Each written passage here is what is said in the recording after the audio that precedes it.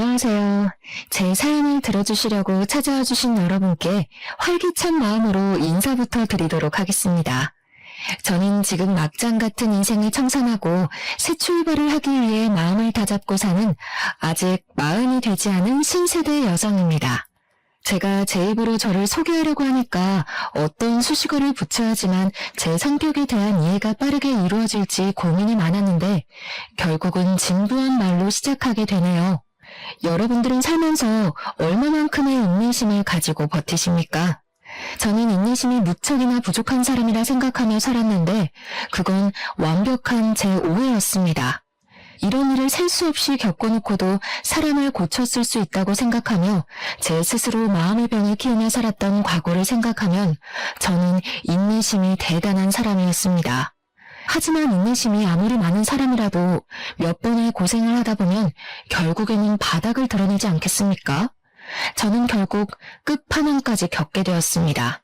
사람이 한 번 호구로 보이면 밑도 끝도 없이 남들에게 우습게 보인다는 말이 어떤 뜻인지 절절하게 겪고 나서야 그 말이 이 말이구나 하게 되었습니다. 저는 이제 새로운 삶을 찾아가기 위한 발디딤을 했습니다. 그래서 지난 과거를 털어버리고자 이곳을 찾아와서 글솜씨도 부족한데 글자를 적어내려가고 있네요. 이쯤 되면 얼마나 기가 막힌 이야기들이 펼쳐질지 궁금하실 텐데요. 지체 없이 바로 이야기를 시작해보도록 하겠습니다. 이야기를 들으면서 모질이 같은 우리 남편 욕 실컷 해주시고 여러분들의 가슴 속에 있는 응어리도 한번 풀어보셨으면 좋겠습니다. 저희 남편은 수식어가 많이 필요하지 않은 단조로운 사람에 가깝습니다. 아니, 우리 남편을 한마디로 표현할 수 있는 단어가 세상에 존재하기 때문에 그럴 수도 있겠습니다. 우리 남편은 정말 어마어마한 호구 중의 호구, 왕호구입니다. 솔직히 연애를 하던 시절에도 우리 남편은 호구였습니다만 저는 그 허물을 장점으로 생각했습니다. 아니, 그때는 그냥 몰랐던 거죠. 호구가 얼마나 큰 단점인지에 대해 전혀 몰랐기에 남편이 그저 순수한 사람이라고만 생각해서 사랑하게 되었고 연애를 하게 되었습니다. 그때 그 시절로 돌아갈 수 있다면 옆에서 정말 말려주고 싶네요. 호구는 절대 만나면 안 된다고. 제 속이 문드러져서 썩을 거라고 말입니다. 제 남편은 말입니다. 그냥 거절이라는 것을 잘 못하고 바보 같고 남들에게 뒤통수나 맞는 그런 모자란 사람이었던 것이었습니다. 회사에서도 혼자 모든 장일을 떠안아서 야근을 하는 그런 멍청이요. 왜 그런 짓을 하냐고요?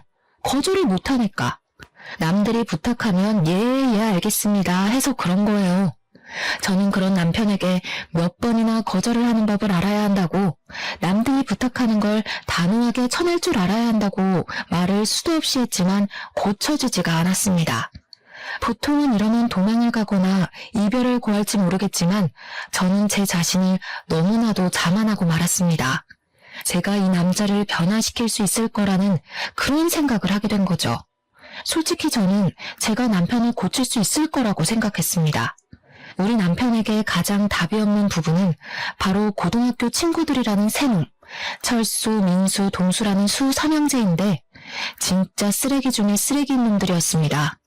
우리 남편은 친구라고 부르는 사람들이지만 제 생각에 그들은 남편을 친구라고 생각하지 않는 것 같았습니다. 결혼식 전에는 전혀 느끼지 못하고 있었는데 결혼식 이후에 완전히 제 생각을 바꿔놓은 놈들이 바로 그 쓰레기 수 3형제였습니다. 결혼식 당일에 축의금을 셋이서 각각도 아니고 합쳐서 10만 원을 내고서는 자기들 여자친구까지 알뜰하게 불러서 뷔페를 박살내고 간 걸 시작으로 말입니다. 결혼 이후에 저희 신혼집을 매일같이 찾아와서 술을 달라고 하질 않나, 밥을 달라고 하질 않나, 근처에 볼 일이 있는데 시간이 남는다고 집에 와서 낮잠을 자질 않나. 정말 제가 이 사람들은 뭐지? 소리가 절로 나올 정도로 저희 집에 찾아와서 민폐란 민폐는 전부 다 끼치고 가는 놈들이었습니다. 시간과 장소를 가리지 않고 대문을 두들겨 대는데 자다가도 벌떡 일어났던 적이 한두 번이 아니었습니다. 한 번은 저희 남편이 야밤에 나간다고 하길래 어디를 가는 거냐고 물어보니까 술 3형제 중에 민수라는 놈이 술을 마셨는데 술값이 없다면서 남편을 불렀다는 겁니다. 옷을 갈아입으면서 민수가 기다리겠다고 빨리 다녀온다는 답답한 남편 남편 놈의 멱살을 그날 처음으로 잡아보았습니다. 당신이 무슨 억만장자야? 갑부야? 무슨 돈을 그렇게 맨날 내주겠다고 난리를 쳐. 그것도 이 밤에 자다 말고 술값을 내주러 간다고. 오죽 부를 사람이 없었으면 나한테 연락을 했겠어. 민수가 원래 그런 애가 아니잖아. 아니긴 뭐가 아냐. 허구한 날 찾아와서 민폐만 부리고 가는데 그것도 친구라고 부르고 싶어? 나가기만 해봐. 아주 아작을 낼 줄 알아? 그날 결국 남편은 술값을 결제해주러 가지 않았지만 이후에 민수가 집으로 찾아와서 술값을 계산해주지 않은 것에 대한 불만을 토로하며 남편에게 눈치를 주더라고요. 저는 너무 기가 막히고 어이가 없었습니다. 우리 남편한테 돈을 맡겨놓은 것도 아니면서 제가 뭔데 내 남편에게 눈치를 주는지. 뿐만 아니라 집에 손님이 찾아왔는데 술상도 하나 내오지 않는 거냐면서 저를 마치 중학에 주무를 부리듯이 술상 가져오라고 눈치를 주는데 와 진짜 술병으로 머리 한 대 찍고 싶다는 생각이 절로 들더라고요. 저한테 술상으로 마시는 안주 없냐면서 고기나 닭볶음탕 같은 거를 만들어 오라고 하더라고요. 웬만해서는 참아주려고 했지만 저에게 과한 것을 요구하는 그 인간에게 제가 뭐 예쁘다고 술상까지 내오겠습니까? 철수라는 놈은 만나기만 하면 자기한테 좋은 물건이 들어왔다면서 하나 장만하라고 남편을 꼬시는 다단계의 영업사원이었습니다. 동수는 말하기도 싫은 완전 생 양아치 중의 양아치였고요. 오갈 곳이 없다면서 갑자기 우리 집에 찾아와서는 하루만 자고 가겠다는데 남편은 이부자리 펴주더라고요. 오죽하면 그 셋이 전부 저희 집에 모여서 미친 듯이 술을 먹고 고성방가를 지를 때 제가 분위기를 싹 깨트리며 말까지 했습니다. 도대체 학창시절에 뭘 배우셨길래 이 시간까지 남의 집에서 이런 추태를 부르는지 모르겠네요. 동네에서 신고하겠어요. 시끄럽다고. 미안하지만 오늘은 다들 돌아가시고 다음부터 저희 집에서 이렇게 다짜고짜 모이는 일은 없었으면 좋겠습니다. 남편을 째려보면서 이야기를 하니까 남편이 머쓱하게 웃으면서 저를 말리는 게 아니겠습니까? 어쩌다가 학창시절 이야기도 하고 분위기도 좋으니 조금만 봐달래요 글쎄. 지 마누라 분위기 안 좋은 건 눈치도 못 채는 주제에 어찌나 말이 많은지. 남편이 친구들의 편을 들자 수삼형제가 기고만장해져가지고 저한테 한 소리 하더라고요. 죄수씨 정색하니까 정말 무서워. 쫄았네 나. 우리 적당히 놀다가 다 치우고 갈게요. 치우기는 개뿔. 처음에는 남편 생각해서 제가 조금만 불편함을 감수하면 되겠지 하고 생각했는데 이건 뭐 감수할 정도가 아니었습니다. 남편의 호구 같은 모습을 고치는 것은 둘째치고 수삼형제가 더 이상 우리 집에 찾아오는 일이 없었으면 좋겠다는 생각만 굴뚝 같았습니다. 이 모든 걸 다 당하면서 참고 사는 인간은 당신밖에 없을 거야. 그 인간들을 정리하든 아니면 이참에 나를 정리하든 둘 중에 하나만 선택해. 그래도 친구들인데 어떻게 오지 말라고 그래. 그냥 우리가 조금 불편한 걸 감수해내면 정신 나갔어? 그럼 그냥 나랑 끝을 내던가 아니면 저 인간들을 내 눈앞에서 사라지게 하던가. 우리 결혼한 지도 얼마 되지도 않았으니까 지금 끝내는 건 아무 문제도 없을 거야. 딱 정해. 어떻게 할래? 제가 진지하게 갈라선다는 말까지 뱉어내자 남편은 화들짝 놀라면서 앞으로 수삼형제를 집안에 들이지 않겠다고 저와 약속을 하게 되었습니다. 그 말이 제대로 먹힌 건지 뭔지 그래도 꼴에 친구랍시고 이혼하는 건 맞고 싶었는지 그 뒤로 수삼형제가 집에 방문하는 일은 사라지게 되었습니다. 뭐 밖에서 만나서 노는 거야 그냥 그러려니 하고 지낼 수 있었죠. 집에 오지 않는 것만으로도 살 것 같다는 느낌을 받게 되었거든요. 그런데 밖에서 만나니까 또 다른 문제들이 하나둘 눈에 보이기 시작하더라고요. 남편의 카드값이 심상치 않게 나오는 것이 아니겠습니까? 한 번 호구는 영원한 호구라고 했던가요? 딱 보아하니까 술값을 모조리 남편이 계산하고 있는 것 같았습니다. 도대체 그 나이를 먹도록 변변찮은 인간들을 뭐가 좋다고 만나는 건지, 저는 남편이 정말 그 친구들을 믿고 의지하는 건지 아니면 억지로 만나는 건지 헷갈리기까지 했습니다. 카드값이 제가 허용할 수 있는 기준치를 벗어나게 되자 저는 답답한 마음에 남편에게 수삼형제의 흉을 보기 시작했습니다. 네 친구들은 돈이 없냐? 맨날 당신이 술값 계산하는 것 같은데 그게 맞아? 그러니 남편이 진짜로 수삼형제가 돈이 없다고 우물쭈물하면서 말을 하더라고요. 그런데 저희 아버지께서 공장을 하나 운영을 하고 계셨거든요. 남편이 저에게 은근슬쩍 친한 척을 하면서 동수놈이 취직이 안 된다고 저희 아버지 공장에 취직을 좀 시켜주면 안 되냐는 식으로 물어보더라고요. 저희 아버지 공장이 전문성을 띠고 있는 업종이기도 하고 자격증이 있어야지만 일을 할 수 있는 곳이기도 하고요. 그리고 청명결백으로 운영을 해오신 분이세요. 저희 친정아버지야말로 존경받는 기업인으로 추대받아 마땅한 분이신데 그런 아버지께 취업 청탁을 그것도 할 줄 아는 게 없는 동수놈을 말입니다.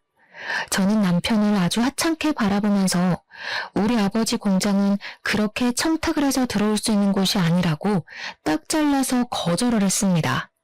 어떡하지? 이미 말을 해본다고 했는데. 장인어른 공장이라서 취업 걱정 안 해도 된다고 큰소리 떵떵 쳤는데. 장인어른한테 부탁 딱 한 번만 들어보면 안 되냐? 그래도 내 친구인데 해주시지 않을까? 우리 아빠 공장인데 왜 당신이 큰 소리를 떵떵 쳐서 이사다를 만들어? 절대 안 되니까 그런 줄 알아. 그 뒤로 동수놈은 우리 집에 일부러 찾아와서 저 보라는 듯이 남편에게 눈치를 주는 말을 서슴지 않게 뱉더라고요. 제가 공장 취업은 절대 안 된다고 못을 박은 이야기를 동수놈에게 전달을 한 건지 뭔지 눈에 훤히 보이는 수틀림에 어이가 없어서 웃음까지 나오더라고요. 동수놈은 제가 아무런 반응이 없자 일부러 더 남편에게 비꼬아대면서 이야기를 하기 시작했습니다. 내가 말이야, 너도 알다시피 공부는 못했어도 일은 되게 잘하는 편인데 단순 노동 같은 거 말이야. 감시 같은 것도 잘하고 사실 공장 같은 데서 하는 일이라고 해봐야 단순 노동 정도 아닌가? 요즘은 뭐 로봇도 다 한다며. 그러자 옆에서 철수와 민수까지도 맞장구를 쳐주면서 은근슬쩍 저희 친정아버지 공장 이야기를 꺼내면서 제 눈치를 살펴보는 게 아니겠습니까? 그러고 보니까 제주시내 친정이 무슨 공장 한다고 그러지 않았었나? 네, 맞아요. 저희 친정아버지께서 공장 운영하시죠. 근데 요즘 일하겠다는 경력자들이 한둘이 아니더라고요. 아버지께서도 인력이 넘쳐서 곤란하다고 하시는데, 제가 우리 공장에서 일을 할 수 없다는 뉘앙스를 팍팍 풍긴 이후로 남편은 저에게 엄청나게 서운하다는 식으로 그때 이야기를 꺼냈습니다. 본인이 정말 고등학교 시절부터 친하게 지내고 믿고 의지하는 친구인데도 불구하고 아무런 도움을 줄 수 없다는 게 분하다고 말입니다. 절친이 힘들 때일수록 도와주고 해야 하는 거 아니냐고, 그래야 나중에 자기도 뭐 도움을 받을 수 있는 거야 하면서 구시론거리는데 참새가 짹짹대는 줄 알았습니다. 제가 그냥 별다른 말하는 것도 우스워질 것 같아서 아무 소리 하지 않고 일관되게 남편을 무시하고 있었는데 남편은 계속 멈추지 않았습니다. 아니, 무슨 불만은 자기 혼자만 가지고 있겠습니까? 당연히 저도 불만이 넘치니까 남편을 붙잡고 결국에는 화를 냈습니다. 도대체 고등학교 친구들이라고 하던데 친구가 맞긴 맞아? 맨날 당신이 술값 내고 도와주고 하는 걸 보면 괴롭힘을 당하는 것처럼 보이지 친구 같아 보이지 않아. 당신 혼자만 친구라고 생각하는 거 아니냐고. 그랬더니 콧김을 뿜어대면서 지금 자기와 친구들을 무시한 거라면서 저에게 본인은 작은 방에서 자겠다고 안방에서 같이 자는 걸 거부하기 시작했습니다. 저는 각방 선언을 하는 남편에게 어이가 없어서 그래, 그럼 그냥 각방 쓰자 하고 선언을 했습니다. 각방을 쓰게 된 지 6개월이 지나자 남편과 제 사이에서의 대화는 점점 사라지게 되었고 시댁에서는 저에게 왜 아이가 들어서지 않는지에 대해 궁금해하기 시작했습니다. 제가 굳이 남편이 각방을 쓰자고 한 것에 대해 변명을 해주고 숨겨야 할 필요가 있겠습니까? 그냥 시모에게 말을 해버렸습니다. 남편이 각방을 쓰자고 해서 지금 따로 자고 있다고 하니까 남편이 화들짝 놀라면서 저를 있는 힘껏 째려보는 게 아니겠습니까? 도대체 자기가 그렇게 째려보면 뭐 어쩐다고 무섭기라도 할 줄 알고 그러는 건지. 각방을 쓴다니 그게 무슨 말이야? 너네 싸웠니? 저는 이때다 싶어서 그동안 남편이 호구짓을 하고 다닌 것과 저에게 동수의 공장 취업 청탁을 한 짓에 대해 낱낱이 고했습니다. 그랬더니 시모가 갑자기 남편의 등짝을 사정없이 때리면서 곡소리를 내는 것이 아니겠습니까? 너 아직도 그 날라리 놈들한테 꼼짝도 못하고 그러고 살고 있는 거야? 부탁할 게 따로 있지 취업 청탁을 부탁하고 그래. 걔네가 너 고등학교 때 얼마나 괴롭혔니 너를. 내가 속이 상해서 아이고 우리 며느리 볼 낯이 안 선다 내가. 그러면서 시모가 제 손을 잡고 남편이 고등학교 때 그 수삼형제에게 얼마나 당하고 살았었는지에 대해 하나하나 말을 해주시는 게 아니겠습니까? 남편이 쪽이 팔린 건지 시모에게 그만하라고 소리를 치는데 저는 사건의 모든 것이 궁금해서 시모에게 계속 이야기를 해달라고 했고 상상을 초월하는 이야기를 전해 들었습니다. 그러니까 소위 요즘 말하는 학교 폭력에 관한 이야기들처럼 남편이 수삼형제에게 고등학교를 다니는 내내 괴롭힘을 당하면서 살았다는 것이었습니다. 성인이 된 이후에 우연히 만나게 되었는데 남편한테 잘해주니까 남편이 또 홀라당 넘어가서는 그놈들이랑 어울려 지낸다는 겁니다. 진짜 시모의 속마음이 얼마나 터져나갈지 100% 공감이 가는데 우리 남편은 팔푼이 같은 모습을 하면서도 자기 가족들에게만 자존심을 세우고 있었던 거죠.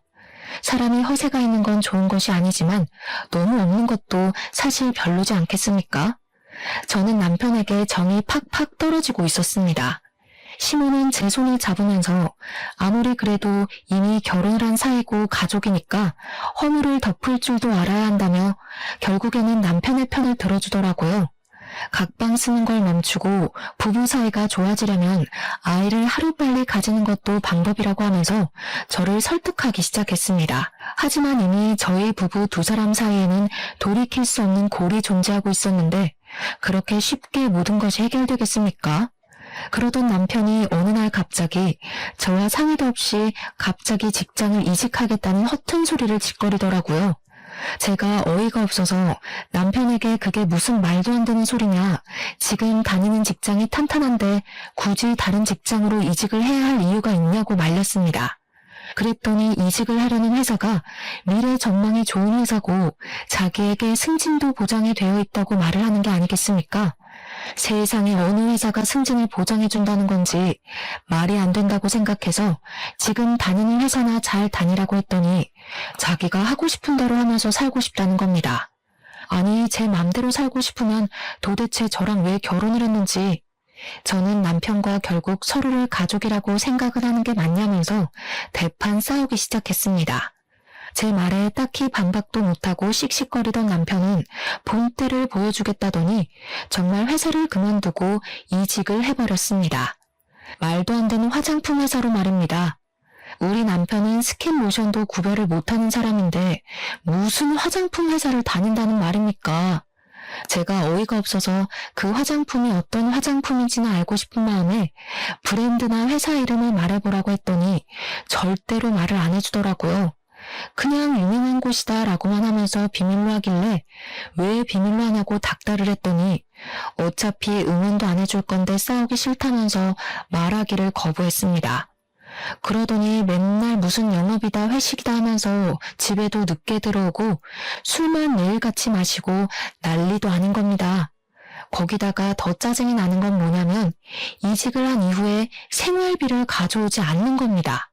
저희가 맞벌이 부부이다 보니까 생활비를 반반씩 각출해서 내고 있는데 자꾸 이번 달에 돈이 없네, 월급이 줄었네 하면서 돈을 덜 내거나 아예 안 가져오는 겁니다. 제가 어이가 없어서 더 이상은 이 작태를 참아줄 수 없다고 생각을 하게 됐죠. 다니는 회사에 대해 똑바로 말을 하라고 하면서 제대로 면접이나 보고 들어간 건 맞냐고 물었습니다. 남편이 우물쭈물하길래 회사에 전화 걸어서 월급 가져오라고 난리를 치기 전에 당장 말하라고 했더니 그제야 이실직고를 하더라고요. 철수가 소개해준 회사라고 하는데 순간 머리가 핑 도는 느낌을 받게 되었습니다. 철수라는 놈은 다단계를 하는 놈이었거든요. 한마디로 평생 안정적인 봉급을 받으며 정년까지 지낼 수 있는 회사를 그만두고 다단계 회사에 들어가서 물건을 팔고 있었던 것입니다. 당신 진짜 생각이라는 게 없어? 제정신이야? 왜 다단계를 하고 난리야? 그게 돈이나 벌리겠어? 정신 나간 짓이라고. 철수가 한 달에 얼마를 버는지 알아? 나도 철수처럼 다이아몬드 등급에만 들어서면 몇 천만 원 버는 건 아주 껌이라고. 그때 돼서 돈 달라고 빌지나 마. 진짜 이놈이랑 어떻게 더 같이 살아야 하나 막막했는데 더 막막한 것은 집에 가져다 준 그 생활비 몇 푼도 철수한테 빌려서 저에게 준 돈이었다는 겁니다. 다단계 구조상 고정급이라는 게 없이 물건을 판매한 만큼 수익이 떨어지는데 이 인간이 스킨모션조차 구별을 못하는데 화장품을 어디서 누구에게 팔겠습니까? 그러니까 철수한테 어쩔 수 없이 돈을 빌려서 저에게 생활비를 주고 있었던 것입니다. 철수가 저에게 돈 갚으라고 하면서 연락이와 모든 것을 알게 된 것입니다. 저는 그런 철수에게 엄청나게 따져 물었죠. 지금 누구를 꼬셔다가 다단계에 집어넣고는 큰 소리를 치고 있는 거냐고요. 당연히 여기서 끝이었다면 참으로 좋았을 텐데 우리 남편은 친정에 연락을 해서 친정 부모님을 비롯해 저희 친척들에게까지 화장품을 팔아치웠더라고요. 그렇게 푼돈을 벌어서 대부분은 남편 상의자로 있는 철수에게 이익이 다 들어가고 그러면 철수는 인심 쓰듯 남편에게 돈을 빌려주고 저에게 갚으라고 한 거고요. 계속 메비우스의 띠처럼 돌아가고 있었던 것입니다. 당연히 저는 이혼을 해야겠다고 결심까지 하게 되었습니다. 상품이 구려도 엄청 구린 건지 우리 부모님부터 친척들까지 이 상품을 못 쓰겠다고 환불을 해달라는 지경까지 가더라고요.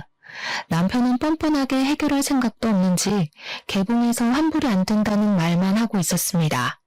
저한테 제 친구들은 화장품 많이 쓰지 않냐고 친구들 소개 좀 시켜달라는 소리까지 해대는데 정이 떨어지니까 아주 꼴도 보기 싫어지더라고요. 결국 물건을 제대로 팔지도 못하고 빚만 잔뜩 떠안게 된 남편은 3개월 만에 다단계를 때려치우고 완벽한 백수로 돌아오게 되었습니다. 차라리 집에서 허튼 짓 안 하고 직장이나 알아보는 게 낫겠다 싶을 정도였죠.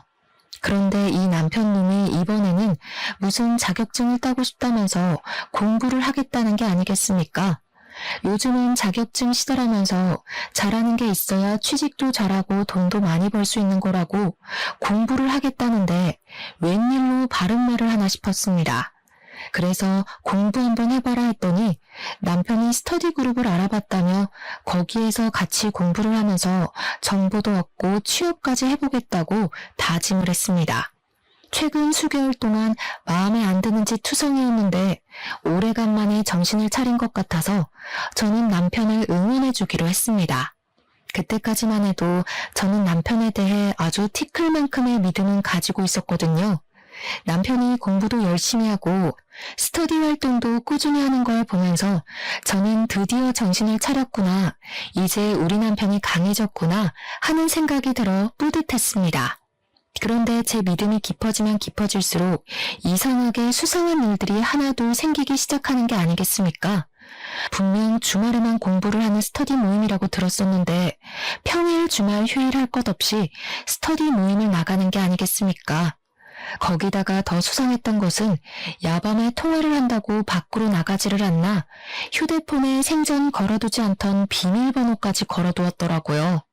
저는 남편의 수상쩍은 행동에 요즘 무슨 짓을 하고 다니는 거냐고 물어보았는데 자기가 하면 뭘 하겠냐고 발뺌을 하더라고요. 그냥 스터디를 하는 사람들이 나이가 조금 어린 친구들도 있고 해서 자기한테 고민 상담을 많이 한다고 하더라고요. 제가 순순히 남편의 그 말을 믿어줄 리가 있겠습니까? 우리 남편이 정말 거짓말을 더럽게 못하는 사람이거든요. 그러니까 남들의 부탁도 거절을 잘 못하는 거고요. 남편이 거짓말을 할 때마다 입이 마르는지 혀를 내밀어 침을 발라대는데 스터디 이야기만 나오면 시선을 어디다 둬야 하는지도 모르고 입술에 침을 계속 바르더라고요. 딱 봐도 거짓말을 치는구나, 나에게 숨기는 게 있는구나 하는 마음이 들었는데 제가 그 부분을 파내지 않으면 안 되지 않겠습니까? 저는 남편이 자는 사이에 휴대폰 지문인식을 통해서 휴대폰 잠금 화면을 푸는 데 성공을 했고 열어서는 안 되는 판도라의 상자를 열어버렸습니다. 정말 그 밤에 소리를 지를 수도 없고 분노에 부들부들 떨면서 남편의 모든 메신저를 확인하고 저는 정말 경악에 휩싸이게 되었습니다. 휴대폰에 잠금을 해놓을 수밖에 없었던 이유가 있더군요.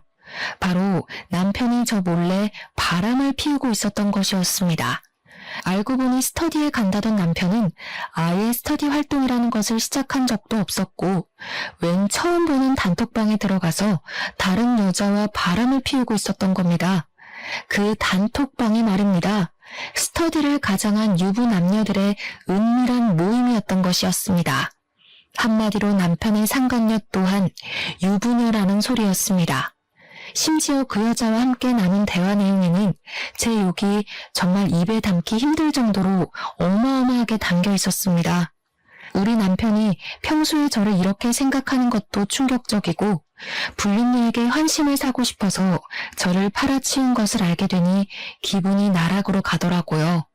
집에는 바가지를 박박 긁어대는 여편네가 있어서 살기 힘들다. 여편네 친정 또한 기가 세서 내가 놀리고 산다면서 제 욕에 우리 부모님 욕까지 들어있는데, 글쎄 저희 아버지 욕은 정말 너무 심해서 참아주기가 힘들 정도였습니다. 저희 아버지가 운영하시는 공장이 거품이 가득 끼어있다부터 시작해서 친인척들은 다 뒤로 해먹고 있을 거다. 장인어른도 깨끗한 사람은 아니다 하면서요. 한평생 뒷돈 한 번 받지 않고 청렴결백하게 공장을 운영하신 우리 아버지를 모욕하는 말을 보았을 때 저는 정말 눈꺼풀이 파르르 떨렸습니다. 너무 화가 나서 눈물이 나올 것 같은 기분이 뭔지 아십니까? 남편이 뒤척거림도 없이 씩씩거리면서 자고 있는데 정말 휴대폰으로 머리를 찍어버리고 싶었습니다. 남편이 평소에 저와 저희 친정에 대해 이렇게 생각하고 있었다는 걸 알게 되자 피가 차갑게 식었습니다. 더 웃긴 게 상간녀에게는 돈 많은 척 연기를 하고 있었더라고요. 집에 생활비 한 푼 가져오지 못하는 백수 주제에 말입니다. 심지어 상간녀한테는 자기가 한 달에 1,000만 원씩 저에게 생활비를 주고 있는데도 제가 돈 더 가져오라고 바가지를 긁는다면서 허세 가득한 문자를 보냈더군요. 한 달에 1,000만 원씩 가져다 주기만 하면 바가지는 무슨, 바람을 피워도 그냥 모른 척 지냈을 텐데 백수 주제에 이게 무슨 개소린지.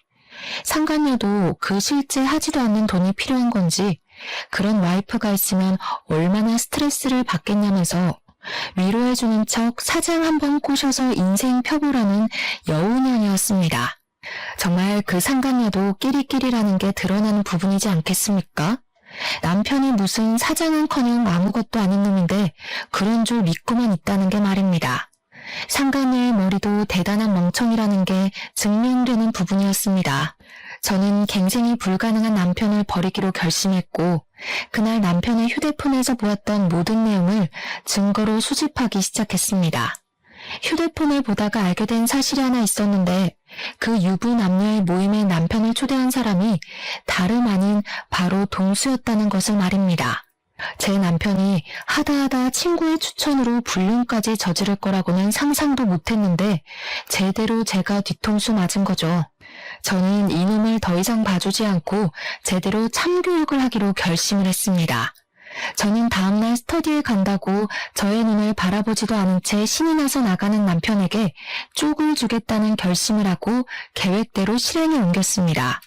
저희 동네에 꽤 유명한 수제 케이크 집이 있었는데 거기서 미리 준비해서 맞춘 불륜 축하 메시지를 적은 케이크를 받아왔습니다.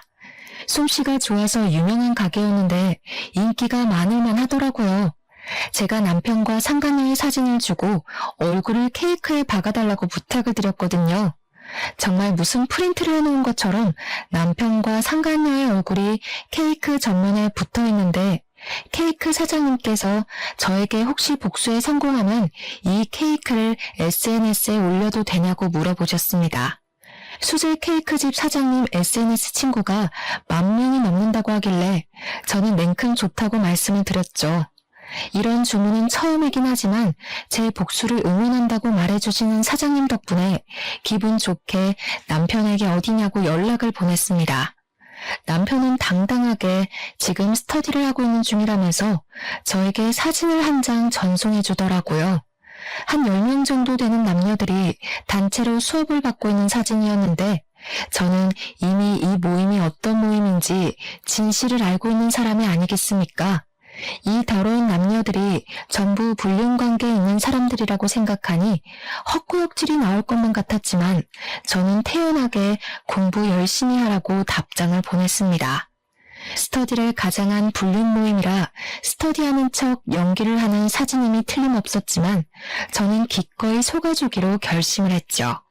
남편이 안심을 하고 있을 때 제대로 뒤통수를 쳐야 저도 확실한 복수가 되지 않겠습니까?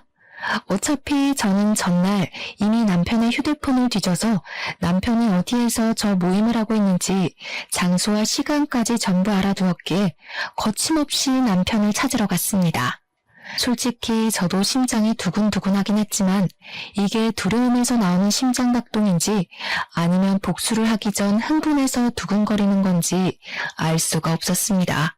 정확한 것은 저의 목표는 오로지 남편에게 쪽을 주고 완벽하게 갈라서는 것. 그것 말고는 아무것도 눈에 보이지 않았습니다. 저는 소중하게 케이크를 들고 남편이 공부를 하고 있다고 위장한 그 스터디 장소로 찾아갔습니다. 구석진 자리에 불륜 남녀들이 한데 모여 하하호호 하면서 떠들고 있는데 얼굴이 경직된 상태로 성큼성큼 다가가니 남편이 저를 보고 동공지진이 일어나더라고요. 일어나지도 못하고 앉아있지도 못한 상태로 저를 보면서 어쩔 줄 모르는 모습을 보는데 와, 이것마저도 이렇게 정떨어지게 찌질할 수 있나 싶었습니다. 제가 여기까지 찾아온 게 어찌된 영문인지도 모르는 남편이 엄청 당황해하는데 저는 그 불린 모임 사람들에게 태연하게 인사를 하고선 말했습니다. 제가 저기 앉아있는 저 새끼 와이프예요. 아, 그쪽이 제 남편 상간녀죠? 저는 남편 옆에 찰싹 붙어서 저를 썩은 동태 눈깔로 바라보고 있는 그 여자를 향해서 케이크를 꺼내어 보여주었습니다. 당당하게 축 불륜 모임이라고 글자까지 적혀있고 본인들의 얼굴이 박혀있는 케이크를 보더니 남편도 상간녀도 엄청나게 당황해하는 게 아니겠습니까? 저는 이렇게 쫄려할 거면서 왜 불륜을 저지르고 다니는 건지 이해가 가질 않았지만 오히려 상대방이 반응을 해주니까 저는 차분해지더라고요. 거기 모여있는 사람들이 아무 소리도 하지 못하고 저만 바라보고 있길래 일부러 여유 있는 척 웃으면서 케이크를 한 조각씩 드시라고 했습니다. 일부러 제가 커팅을 하는데 불륜 남녀의 영원한 사랑을 기원한다는 글자와 남편과 상간녀의 얼굴을 칼로 조각조각 내서 주었습니다. 아마 자기 얼굴이 난도질 당하는 걸 눈앞에서 목격했으니 기분이 꽤 나빴을 거라고 생각합니다. 그러자 불륜녀가 난도질이 된 자신의 얼굴과 케이크를 보면서 저에게 소리를 치더라고요. 야! 이게 무슨 짓이야? 당신이 여길 어떻게 알고 나타나서 일단 집에 가자. 집에 가서 이야기하자 우리. 다 오해야. 내가 설명할게. 오해? 와, 바람 피우는 상간녀 속상하게 너희들 사이가 오해라고 말을 하는 거야? 아니, 그게 아니라 여기서 이게 뭐 하는 짓이야? 뭐 하는 짓? 지금 내가 너한테 묻고 싶은 말이 그거야. 너는 지금 뭐 하는 짓이야? 공부? 자격증? 진짜 까고 있네. 여기서 이 어린 년이랑 바람 피우는 게 너한테는 공부냐? 쪽팔린 줄 알아. 그 나이 처먹고 돈도 없어서 빌빌거리는 주제에 누가 누구랑 불륜을 저지르고 있는 건데? 그러고는 너무 열이 받아서 얼굴을 조각조각 낸 케이크를 냅다 남편의 얼굴에 던져버렸습니다. 제가 워낙 불륜이라는 말을 큰 소리로 뱉기도 했고 케이크까지 던지니까 카페에 있던 사람들이 순식간에 조용해지고 다들 제가 있는 테이블을 바라보고 있었습니다. 거기 있던 사람들이 전부 불륜 모임이라고 하지 않았겠습니까? 혹시라도 사진이라도 찍힐까봐 다들 얼굴을 은근슬쩍 가리는데 참 찌질하더라고요. 순간 상간녀가 황급히 자리를 박차고 나가려는데 제가 순순히 곱게 보내주면 성을 갈아야 하지 않겠습니까? 바로 머리끄덩이를 잡아챘습니다. 여기 있는 놈들 다 유부녀 유부남인 거 내가 모를 줄 알아? 야, 너도 유부녀잖아. 너네 남편 어디 있어? 네 남편도 너 이 짓거리 하는 거 알아? 이 남자가 네 인생 책임져 줄 것 같지? 이 사람이 사장인 척 여자 꼬시고 있던데 이 남자 돈 한 푼도 없는 알거지야. 너한테 월 수입도 거짓말한 거라고 이 멍청한 년아. 이 남자가 그렇게 가지고 싶으면 가져. 제발 내 옆에서 데려가 달라고. 무슨 소리예요? 매달 1,000만 원씩 생활비 받고 있다면서. 1,000만 원? 지나가던 개가 없겠다. 화장품 하는 다단계 직원이 뭐가 좋다고 들이대냐? 그리고 너네 남편한테 내가 연락해도 되냐? 둘이 정정당당하게 결혼하면 되잖아. 너무 잘 맞는데? 한 명은 남자 등쳐먹는 성형 중독녀애, 한 명은 화장품 다단계 직원. 둘이 너무 잘 어울린다. 둘이 꼭 결혼까지 했으면 좋겠네. 분에 이기지 못하고 머리끄덩이를 잡고 이리저리 휘두르고 있는데 이게 얼마나 재미난 구경거리겠습니까? 카페에 있던 손님이고 아르바이트생이고 할 거 없이 하나도 휴대폰을 꺼내더라고요. 사람들이 조용히 촬영을 하는 걸 보자마자 차라리 잘 됐다 싶었죠. 저야 초범이니 벌금을 맞아봐야 얼마 안 나올 거고 이 영상은 영원히 인터넷에 박제가 될 테니까요. 머리끄덩이를 잡혀 흔들리는 와중에도 사람들에게 얼굴을 가리면서 영상 찍지 말라고, 사진 찍지 말라고 소리를 치고 있더라고요. 남편도 불륜녀를 감싸느라 사람들에게 사진 찍지 말라고 소리를 치고 있는데 설마 사람들 휴대폰만 카메라겠습니까? 버젓이 CCTV도 존재하고 있는데요. 저는 일부러 더 큰 소리로 구경꾼들에게 소리를 쳤습니다. 여기 앉아있는 모든 사람들이 다 불륜녀, 불륜남이에요. 다들 촬영해서 멀리 퍼뜨려주세요. 그 말이 끝나기 무섭게 고개를 숙이고 가만히 앉아있던 사람들이 화들짝 놀라면서 자리를 뜨기 시작했습니다. 다들 머리카락으로 얼굴을 가리고 손으로 얼굴을 가리면서 도망을 치는데 엄청나게 우습더라고요. 그날 남편을 데리고 집으로 돌아왔는데 이 미친놈이 정신을 못 차린 건지 저에게 씩씩거리면서 어떻게 이런 쪽팔림을 줄 수 있냐고 하더라고요. 저는 생크림이 그대로 묻어있는 남편의 뺨을 2번이나 세게 때리고는 지금 누가 누구한테 쪽팔림을 준 건지 아냐고 따져 물었습니다. 나 너처럼 드세고 귀여운 맛이 없는 여자랑은 더 이상 못 살겠어. 지금 누가 누구한테 할 소리를 해. 나도 너랑 살고 싶은 줄 아니? 이혼해. 남편이 그 길로 짐을 싸서 시댁으로 갔는데 시모가 저를 시댁으로 부르는 것이 아니겠습니까? 제가 뭐 피할 이유가 있나요? 시댁에 갔더니 남편을 왜 쫓아냈냐고, 무슨 일이냐고 걱정스럽게 물어보시는데 보아하니 자기가 지은 죄가 있어서 말을 못한 것 같더라고요. 시모가 저에게 무슨 일이냐고 물어보는데 남편이 식겁을 해가지고 굳이 여기까지 왜 불렀냐고, 너는 오란다고 오냐고 화를 버럭 내더라고요. 저는 막 웃었죠. 남편이 불륜녀와 저지른 불륜의 증거들을 싹 프린트해뒀었는데 이때다 싶어서 시부모님 손에 딱 쥐어드렸습니다. 시모가 한참을 그 프린트물을 보더니 바들바들 떨면서 남편을 향해 소리를 치셨습니다. 네 놈이 드디어 정신 나갔구나. 바람을 피웠어? 아니, 그거 다 오해라니까. 엄마는 내 편 들어줘야지. 편들기는 개뿔. 아주 당당하게 만나고 있던데요. 둘이 무슨 공부하는 걸 빌미 삼아서 연애질을 하고 있더라고요. 그 모임도 공부 모임이 아니라 불륜하는 인간들끼리 만든 모임이었고요. 제가 오늘 카페에서 쪽을 줬으니까 아마 인터넷에 올라오지 않을까 싶은데 휴대폰으로 확인해 보세요. 그랬더니 시부모도 남편도 휴대폰을 열더니 이것저것 검색을 하는 게 아니겠습니까? 어머님, 그리고 제가 말씀드렸죠? 그 3명이 남편 인생 망하게 만들 거라고요.